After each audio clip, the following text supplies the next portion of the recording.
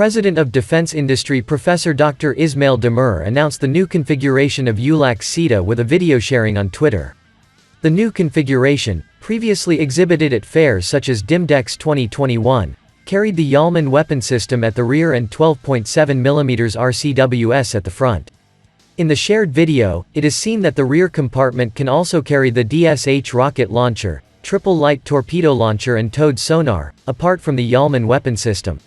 With its ability to carry different types of sonar such as towed sonar, immersion sonar, telescopic sonar, it can be evaluated that the new configuration will offer quite extensive options for DSH.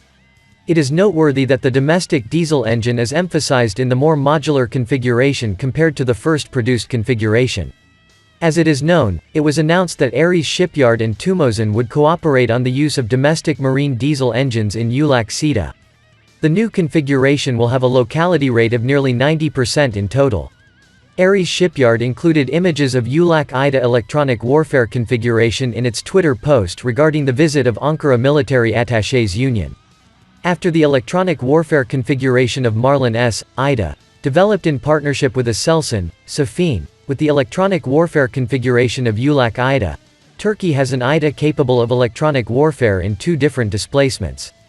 Speaking on unmanned marine vehicles at the International Maritime Security and Defense Conference held in Hamburg, Germany on the 7th to the 9th of September 2022, ARES Shipyard General Manager Utku Alank gave place to the new surface warfare configuration for the ULAQ armed unmanned naval vehicle.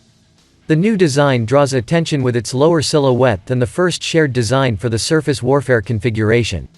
There is also a parallelism with the FAMB series gunboats of ARES Shipyard in terms of the placement of weapon systems. Given the size of the launcher, the new configuration is likely to have a length of close to 24 meters. The low silhouette new design can be considered as a new option for attrition attacks due to the difficulty of detection and being unmanned.